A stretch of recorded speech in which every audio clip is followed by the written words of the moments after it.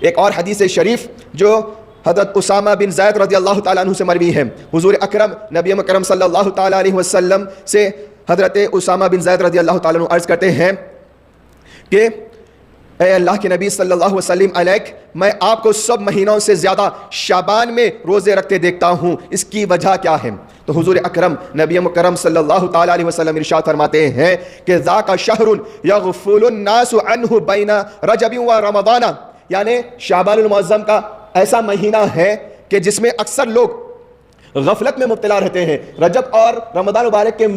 درمیان جو شعبان کا مہینہ ہے اس میں اکثر لوگ غفلت میں مبتلا رہتے ہیں۔ وَهُوَ شَهْرٌ يُرْفَعُ فِيهِ الْأَعْمَالِ إِلَى رَبِّ الْعَالَمِينَ، اور یہ ایسا مہینہ ہے جس مہینے میں لوگوں کے اعمال اللہ رب العالمین کی بارگاہ میں پیش کیے جاتے ہیں۔ فَأُحِبُّ أَن يُرْفَعَ عَمَلِي وَأَنَا صَائِمٌ، اور میں اس بات کو بہت زیادہ پسند کرتا ہوں کہ جب میرے اعمال اللہ کی بارگاہ میں پیش ہو تو میں روزے کی حالت میں رہوں۔ تو اللہ کے نبی صلی اللہ تعالیٰ علیہ وسلم کثرت سے روزے رہنے کی وجہ یہ بیان فرما رہے ہیں کہ رجب اور رمضان مبارک کے درمیان میں ایک مہینہ ہے جس میں اکثر لوگ اس میں غفلت میں مبتلا رہتے ہیں، اور اسی مہینے میں لوگوں کے اعمال اللہ تعالیٰ کی بارگاہ میں پیش ہوتے ہیں۔ تو کتنی اہمیت والا مہینہ ہے، کتنی فضیلت والا مہینہ ہے کہ یہ اس مہینے میں ہمارے اعمال اللہ رب العالمین کی بارگاہ میں پیش ہو رہے ہیں۔ اور اللہ کے نبی صلی اللہ تعالیٰ علیہ وسلم کے روزے رہنے کی وجہ یہ ہے کہ اللہ کے نبی صلی اللہ تعالیٰ علیہ وسلم بیان فرما رہے ہیں کہ جب میرے اعمال اللہ کی بارگاہ میں پیش ہو تو وہ انا صائم، تو میں روزے دار کی حیثیت سے رہوں، روزے کی حالت میں رہوں۔ تو عزیزان محترم، اس حدیث پاک سے یہی معلوم ہوا کہ شعبان المعظم جہاں پر فضیلت والا مہینہ ہے، شعبان المعظم جہاں پر عظمت والا مہینہ ہے، وہاں پر یہ مہینہ بہت زیادہ احتیاط کے ساتھ گزارنے والا مہینہ بھی ہے، کیونکہ اللہ کے نبی صلی اللہ تعالیٰ علیہ وسلم نے بیان فرما دیا ہے کہ اکثر لوگ اس مہینے میں غفلت میں مبتلا رہتے ہیں، اگنورنس میں، نیگلیجنس میں مبتلا رہتے ہیں، لاپرواہی کو اختیار کر لیتے ہیں۔ تو ہمیں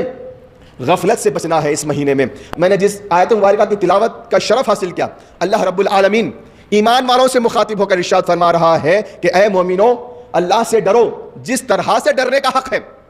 اس طرح سے اللہ سے ڈرو، اور یاد رکھو مرنا تو صرف مسلمان ہی کی حیثیت سے مرنا، مسلمان ہی مرنا۔ یعنی اللہ تبارک و تعالیٰ آیت مبارکہ میں بھی ایمان والوں کو، مومنوں کو جگا رہا ہے، بتلا رہا ہے کہ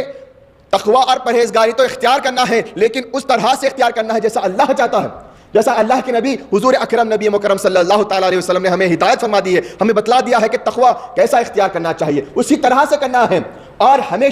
ہمیشہ پیدائش سے لے کے مرنے تک، صبح جب ہم نیند سے بیدار ہوتے ہیں اور سونے تک، بستر میں رات میں سونے تک، پورے دن بھر، ہر لمحہ، ہر وقت تقوی اور پرہیزگاری کو اختیار کرنا ہے اور مسلمان کی حیثیت سے جینا ہے۔ اللہ تعالیٰ کو اپنے آپ کو سپرد کر دینا ہے، سبمٹ اور سرنڈر کر دینا ہے، اور اللہ کے احکام کو اختیار کرتے ہوئے اللہ کے ذکر کے ساتھ، عبادت کے ساتھ جس زندگی کو گزارنا ہے، تبھی ہم غفلت سے بچ سکتے ہیں، غفلت سے اپنے آپ کو محفوظ رکھ سکتے ہیں۔